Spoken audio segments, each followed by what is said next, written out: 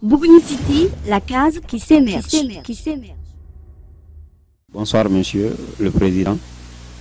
S'il vous plaît, votre nom et prénom. Moi, je m'appelle Issa Diakité. Je suis le président du conseil de cercle de Bougouni. Monsieur le Président du conseil de cercle, l'autre jour, il y a eu un meeting, le 26 février dernier, au stade Sakoromeri Diakité de Bougouni, qui est l'ancien stade. Donc, quel est votre avis et réaction sur ce meeting? Moi, je pense que ce meeting, c'est une réaction logique de la population qui attend et impatiemment que nous soyons érigés en région. Et c'est là, bon, le décret a été pris depuis un certain temps et maintenant les populations sont en train de s'empresser parce que quand les conditions seront réunies pour que nous soyons effectivement une région, je pense que ça peut faire en sorte que le développement de la localité soit boosté. Parce que là où nous sommes actuellement, nous sommes liés à Sikasso et des cercles comme Kolondieba et Yanfolila ont de la peine toujours à se rendre à Sikasso. Donc si Bougouni, qui est un milieu naturel pour ces deux cercles, et je pense quand même que les populations sont pressées que nous soyons ensemble ici et que nos problèmes soient résolus ici à Bougouni. Okay.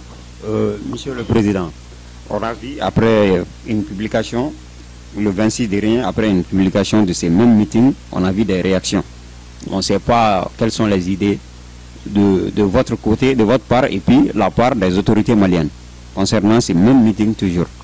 Moi, personnellement, j'étais au meeting. C'est par solidarité pour mes parents qui sont dans ce besoin. Je pense quand même que, quelle que soit la manière de revendiquer, et il ne faudrait pas que les gens prennent ça en mal, parce qu'on le fait toujours dans un but de booster le développement de notre localité. Donc je pense que c'est une cause assez noble qui fait réellement que nous ne devrions pas peut-être nous décourager ou je pense que le gouvernement doit voir cela de façon très positive pour que les choses se passent assez bien.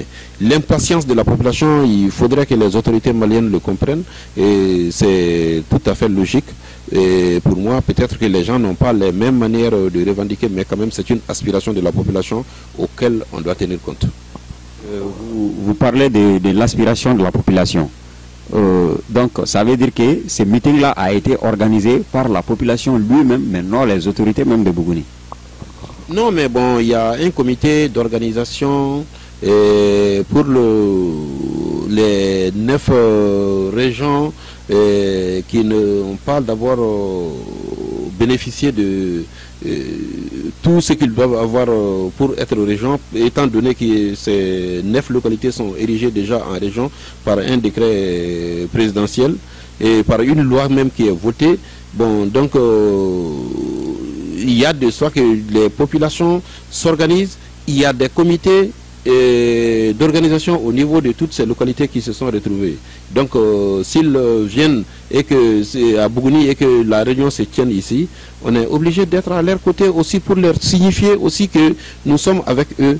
Et nous sommes en train de revendiquer sans aucune violence, mais quand même c'est pour attirer l'attention des autorités de ce pays pour qu'elles sachent au moins que nous sommes pressés quand même d'entamer une certaine partie du développement de notre localité.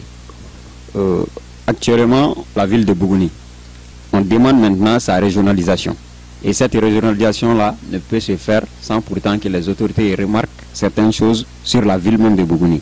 Et vous pouvez nous dire, est-ce que la ville est prête à être une région, comme on le demande?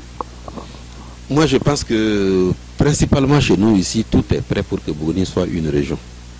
Et les structures, nous pouvons en héberger pour le moment les structures régionales, nous sommes prêts à le faire.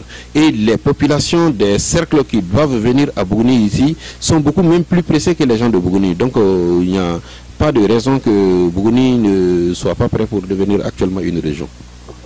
quel lancement vous pouvez donner à la population et à d'autres populations qui veulent avoir coûte que coûte cette régionalisation-là qui est devenue une lutte pour tout le Mali actuellement?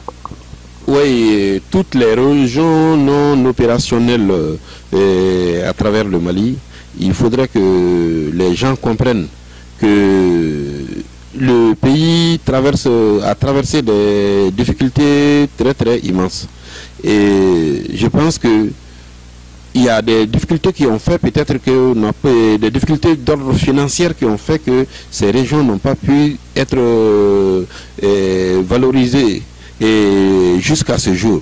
Mais quand même, si les populations, les autorités de ce pays se mettent en tête quand même que ça c'est le vouloir d'une certaine couche de la population, je pense que les autorités aussi doivent s'activer pour que vraiment ces régions puissent prendre forme.